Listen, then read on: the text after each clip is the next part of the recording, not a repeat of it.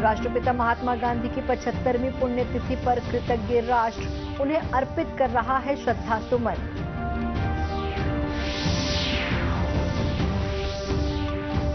कल शुरू हो रहे बजट सत्र से पहले आज नई दिल्ली में बुलाई गई सर्वदलीय बैठक।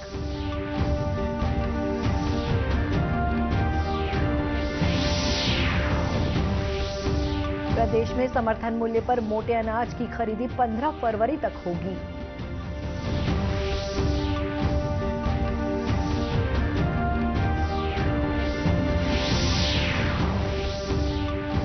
और राजस्व प्रकरणों के निपटान में बेवजह हो रही देरी पर मुख्यमंत्री नाराज, कहा लेट लतीफी की सीधी जिम्मेदारी जिला कलेक्टरों की होगी।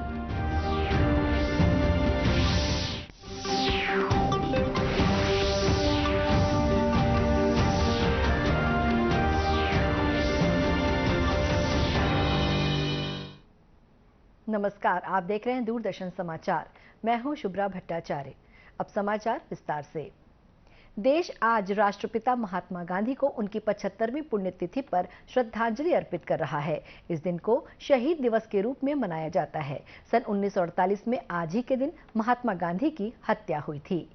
राष्ट्रपति द्रौपदी मुर्मू ने नई दिल्ली में राजघाट पहुंचकर महात्मा गांधी की समाधि पर पुष्पांजलि अर्पित की। उपराष्ट्रपति जगदीप धनखड़, प्रधानमंत्री नरेंद्र मोदी, रक्षा मंत्री राजनाथ सिंह, आवासन और शहरी कार्य मंत्री हरदीप सिंह पुरी और लोकसभा अध्यक्ष ओम बिरला ने भी राष्ट्रपिता को श्रद्धांजलि दी। इस अवसर पर सर्वधर्म प्रार्थना सभा का आयोजन किया गया।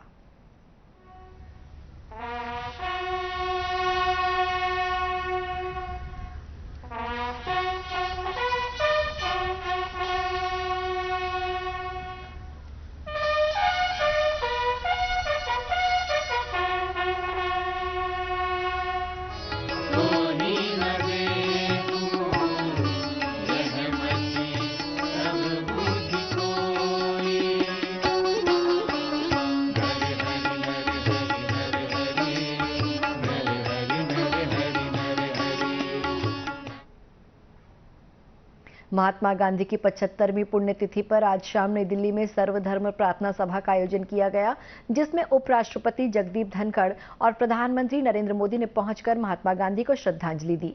कार्यक्रम में कलाकारों ने महात्मा गांधी के प्रिय भजन भी गाए।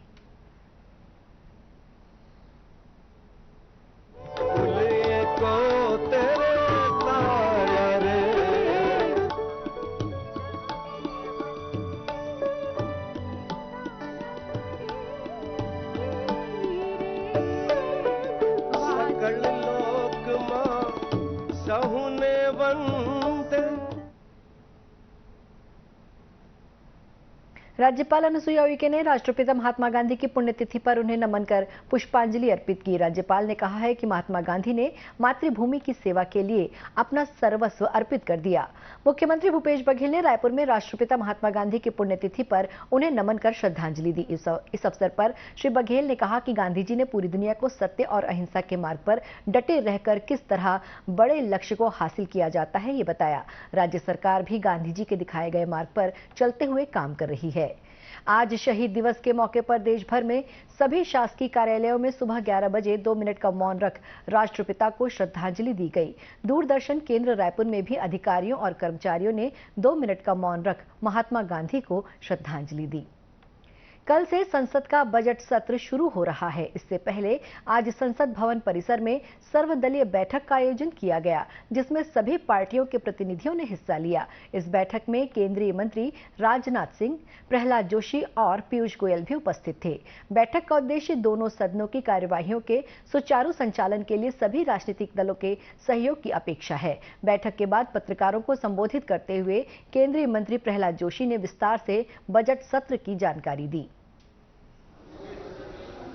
27 पार्टी पार्टिसिपेट किया। 27 पार्टी से 37 लीडर्स पार्टिसिपेट किया है। बहुत अच्छे माहौल में चर्चा हुआ है। कई डिमांड उन्होंने रखा, तो सरकार की तरफ से हमने तो कहा है, तो लास्ट टाइम भी हमने चर्चा की थी, जो शॉर्ट ड्यूरेशन डिस्कशन के बारे में उनका मांग था अपोजिशन का, और लास्ट टाइम भी जो विंटर सत्र अभी चला उसमें भी हमने short duration discussion, 2 short duration discussion और सप्लीमेंट्री डिमांड्स ऑन ग्रांट्स पे ऊपर अपोजिशन के साथ चर्चा करके ही 12-13 घंटा हमने चर्चा की थी। उसमें सब विषय आ सकते हैं।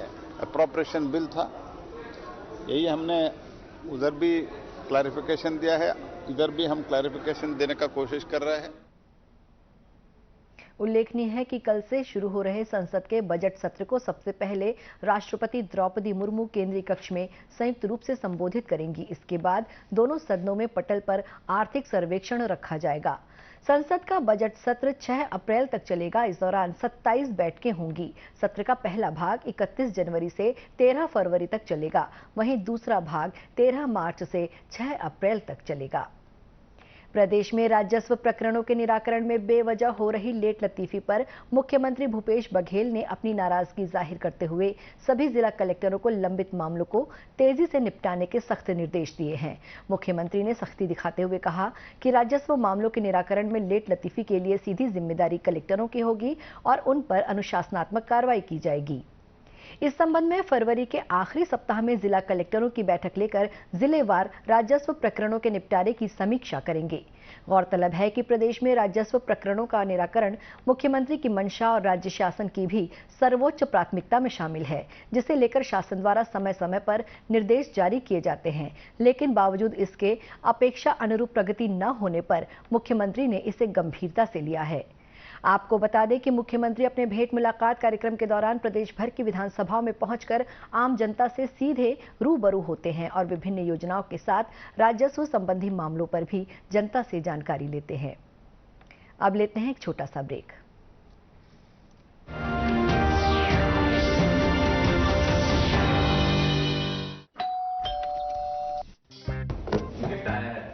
अरे वाह, लेजेंड की बैट, इससे तो मैं खेलूंगा। फ्यूचर बैटिंग लेजेंड है। इसमें जिसका नाम लिखा है बैट उसी को मिलेगी।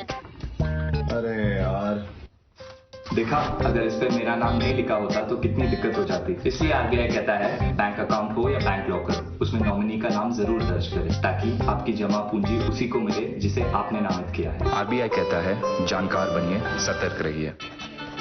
फूल वाला, केटरिंग वाला, बैंड वाला, ये लो भाई। बैंड बजेगी पापा, अगर गड़बड़ हुई तो गए पैसे। अरे नहीं रे, बैंक संभाल लेगा। कैसे? मैंने पॉजिटिव पे सिस्टम पे रजिस्टर किया है। बैंक को चेक्स और बेनिफिशियरीज की जानकारी दे दी है। बैंक चेक करेगा, जांच करेगा, डिटेल्स मैच नहीं तो क्लियरेंस नहीं। अच्छा, लाइए मुझे दीजिए। फोटो वाला, लाइट वाला, मंडप वाला। आरबीआई कहता है जानकार बनिए, सतर्क रहिए। बिल्कुल सही कह रहे हैं।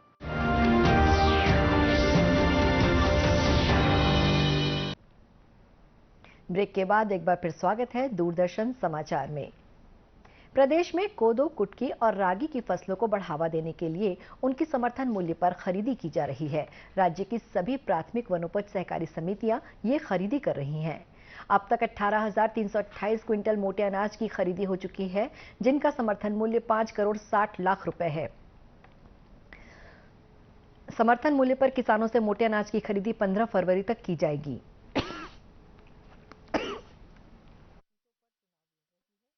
लघु वनोपज संघ द्वारा कोदो 30 रुपए प्रति किलो, कुटकी 31 रुपए और रागी 35 रुपए 78 पैसे प्रति किलो की दर से खरीदे जा रहे हैं।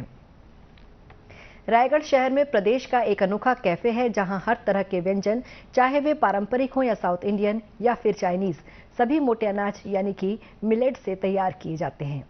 हालांकि ये कैफे पिछले साल मई में खुला था, लेकिन कल प्रधानमंत्री नरेंद्र मोदी के मन की बात कार्यक्रम के बाद रायगढ़ का ये कैफे पूरे देश और दुनिया में चर्चा का केंद्र बन गया है।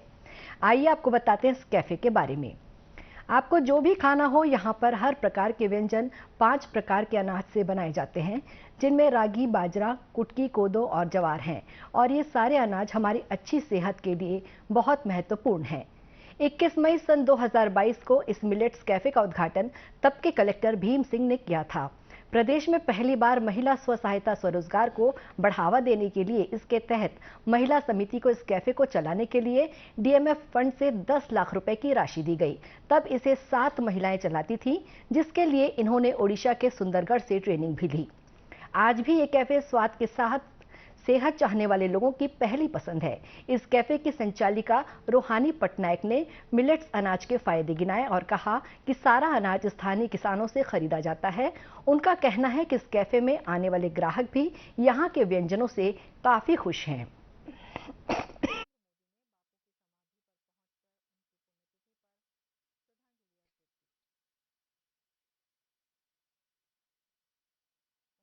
जिले में कलेक्टर महोदय के द्वारा रागी मिलेट्स मिशन के तहत रागी का एक महत्वाकांक्षी योजना लागू किया गया, जो आंगनबाड़ी केंद्रों में लड्डू के रूप में दिया जा रहा था पोषण के लिए।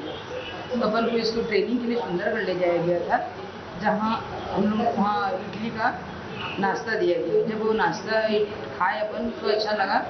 उसके बाद वहाँ से आने के बाद हम लोग सोचे क्यों ना अपने ज़िले में भी चालू करें, और तब से अपन चालू किए। चालू करके अपन कलेक्टर महोदय को टेस्ट कराए, सर को बहुत पसंद आया और उनके ही मार्गदर्शन पर मिलेट्स कैफे का संचालन करने के लिए योजना बनाई। कैफे में मौजूद ग्राहकों से जब हमने बातचीत की तब उन्होंने इस कैफे की तारीफ करते हुए कहा कि व्यंजन तो अच्छे हैं ही, साथ ही रेट भी वाजिब लिए जाते हैं। यहाँ तो क्या बोलते हैं, चावल, मीट का दाल, ये सब मिक्स बना के चीला बनाते हैं, जैसे हम लोग पहले खाते थे। वो यहाँ कैफे में मिल जाता है। तो ये फैमिली के लिए बहुत अच्छा जगह है, और यहाँ स्वास्थ्य के लिए, शरीर के लिए हानिकारक नहीं है। यहाँ तो बहुत अच्छा कुछ मिलता है जो हम लोग घर में खा सकते हैं। तो अब टाइम नहीं रहता तो यहीं आओ, यहाँ अच्छा से खाओ और सेहत के लिए अच्छा है। मिलेट्स मूल रूप से हमारी सेहत के लिए बहुत ज़रूरी हैं। वर्तमान में यदि हम अपना खान-पान देखें तो बहुत सी ऐसी चीज़ें हम स्वाद के लिए खाते हैं जिनसे हमें अपनी सेहत से समझौता करना पड़ता है। लेकिन मोटे अनाजों का उपयोग हमारी सेहत को भी बनाए रखता है और स्वाद भी भरपूर देता है। ज़रूरत है बस इसे अपनी ज़िंदगी में अपनाने की। और खेलों की खबर में कोल इंडिया अंतर कंपनी वॉलीबॉल प्रतियोगिता का शुभारंभ एससीसीएल कोरबा के वॉलीबॉल मैदान में हुआ। एससीसीएल कोरबा के मुख्य महाप्रबंधक विश्वनाथ सिंह ने इस प्रतियोगिता का शुभारंभ किया।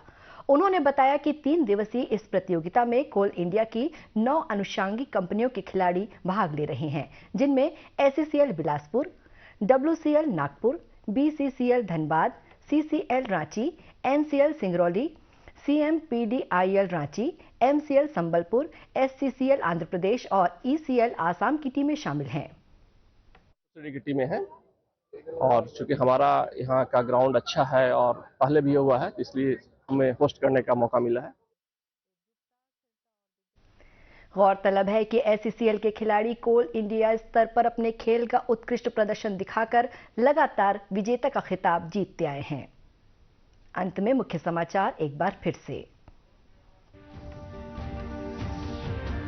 राष्ट्रपिता महात्मा गांधी की 75वीं पुण्यतिथि पर कृतज्ञ राष्ट्र उन्हें अर्पित कर रहा है श्रद्धा सुमन।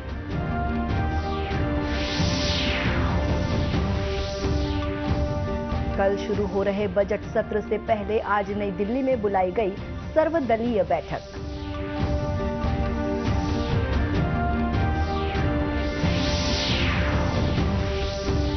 प्रदेश में समर्थन मूल्य पर मोटे अनाज की खरीदी 15 फरवरी तक होगी।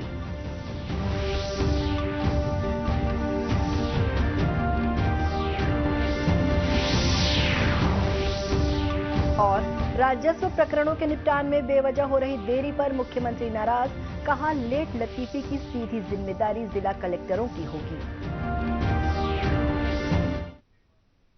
इसी के साथ ये समाचार बुलेटिन समाप्त हुआ। नमस्कार।